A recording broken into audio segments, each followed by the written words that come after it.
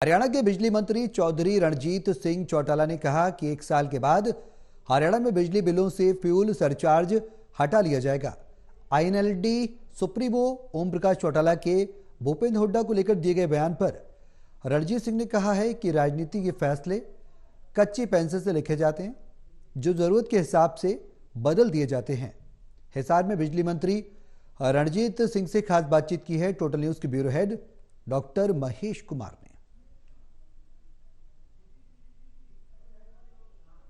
और जेल मंत्री चौधरी रणजीत सिंह इस वक्त हमारे साथ बने हुए। सर, फ्यूल सरचार्ज एडजस्टमेंट खत्म करने की बात आप कह रहे हैं? बिल्कुल 47 पैसे लगाया है हमने। पिछले 8 साल के अंदर हर जगह रेट्स बढ़े हैं, प्रॉपर्टी के भी बढ़े हैं, उसमें एप्रिसिएशन आया है, डीजल में बढ़े हैं, कोयला में बढ़े हैं, हर जगह रेट बढ़े हैं और जनरल कमोडिटीज में बढ़े हैं। पिछले 8 साल में हमने कोई टैरिफ नहीं बढ़ाया, हम उसी रेट पे अब तक चलाए जा रहे थे। पर क्योंकि यूक्रेन वार आया, उसमें जब वो आया तो डीजल का वो क्राइसिस आया, उसके बाद कोयले में इम्पोर्टेड कोल में बढ़ा। पूरे देश में पिछले साल एक बहुत बड़ा क्राइसिस पूरी वर्ल्ड में ही आया।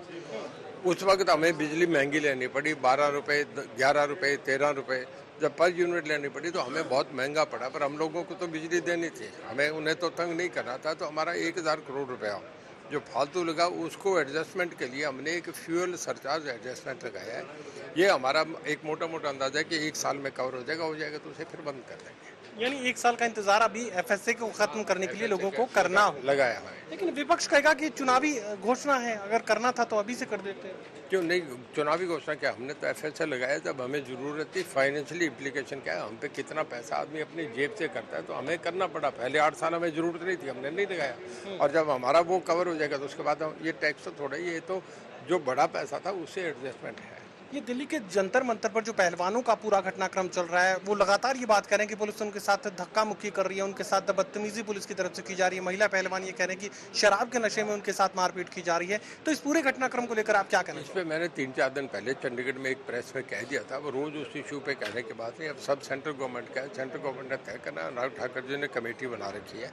अब इसमें जो भी फैसला होगा, हर जो भी कोई घटना होती है, क्योंकि नेशनल गेम्स के प्लेयर हैं, वो सेंट्रल गवर्नमेंट को हर मिनट अपडेट होते हैं, वो अपना फैसला करें। चलिए, मेरा आखिरी सवाल है। ओम प्रकाश चौटाला जी हिसार में थे, उनकी तरफ से ये बयान दिया गया कि भूपेंद्र सिंह हुड्डा जेल से बचने के लिए सत्ता के साथ यानी भारतीय जनता पार्टी के साथ मिलकर राजनीति कर रहे हैं। बतौर एक विधायक, बतौर एक मंत्री, आप क्या राय रखते हैं कि भूपेंद्र सिंह हुड्डा क्या सत्ता के साथ मिलकर चल रहे हैं?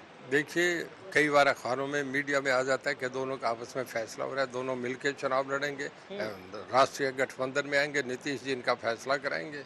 अब बीच में आप ये कह देते हैं कि दोनों में आपस में एक दूसरे पे एलिगेशन लगा रहे हैं। अब क्या सच्चाई है? पॉलिटिकल पार्टी से दोनों अपनी कहते हैं, हम तो अपने काम में लगे हुए हैं कि हमें अगले लोकसभा के लिए तैयारी करनी है, चुनाव के लग रहे हैं। मैं तो लोगों से मिलने में अपने काम में लग रहा हूँ। ये स्टेटमेंटें रोज बदलती हैं। देखिए, चौटाला साहब के बयान से कितना इत्तेफाक रखते हैं? राजनीति में दोस्ती और दुश्मनी की कोई पक्की परमानेंट लड़ाई नहीं रहती। तो कच्ची दीवारें हैं, 1 मिनट इकट्ठे रद्दे रख लो, आप अलग कर लो। कच्ची लाइन के पेंसिलें हैं, उन्हें खींच लो, फिर रबड़ से मिटा दो, फिर खींच लो। ये इनके रोज़ बदल के बयान आते रहते हैं। कभी चौटाला साहब कुछ कहते हैं, कभी हुड्डा साहब कुछ कहते हैं। मैं उनसे जब तक कोई चीज़ क्लियर नहीं हो, कोई कमेंट नहीं करता। कुछ दिन पहले हमने देखा था कि ओम प्रकाश चौटाला जी कांग्रेस की तरफ गठबंधन का हाथ बढ़ा रहे थे, लेकिन कांग्रेस ने हाथ पकड़ा ही नहीं। पता नहीं अब उन्होंने पकड़ा या नहीं पकड़ा। हुड्डा साहब ने तो ये कहा कि मेरे कोई नोटिस में नहीं है। शायद वो कर रहे हों कि अपनी सोच होगी। हमारी पार्टी में अभी कोई नहीं है, तो अभी उन्होंने हाथ बढ़ाया या नहीं बढ़ाया।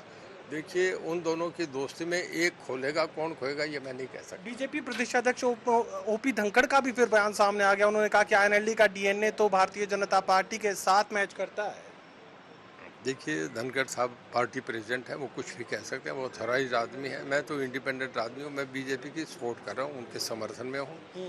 मैं गवर्नमेंट के मामले में, जो गवर्नमेंट तय करती है उसमें, संगठन के मामले वो देखते हैं या मुख्यमंत्री जी देखेंगे, उसमें मेरा कहना नहीं बनता। व्यक्तिगत राय कुछ है इस मामले में? नहीं, मैं व्यक्तिगत राय नहीं दूंगा। व्यक्तिगत राय मेरी जहाँ देनी हो वहाँ दूंगा। इस मामले में पार्टी का मामला है, एक क्लियर स्टैंड लेके एक पार्टी के अध्यक्ष कह रहे हैं, उसमें मैं कुछ नहीं कहूँगा। चलिए, चौधरी रणजीत सिंह साफ ही बात कर रहे हैं कि राजनीति के फैसले कच्ची पेंसिल से लिखे जाते हैं, कभी वो मिटा दिए जाते हैं और कभी उन्हें पक्का कर दिया जाता है। तो यकीनन राजनीति के फैसले वक्त और हालात के हिसाब से ही तय किए जाते हैं। सहयोगी कमल के साथ doctor Mahesh Kumar, total news Hisar.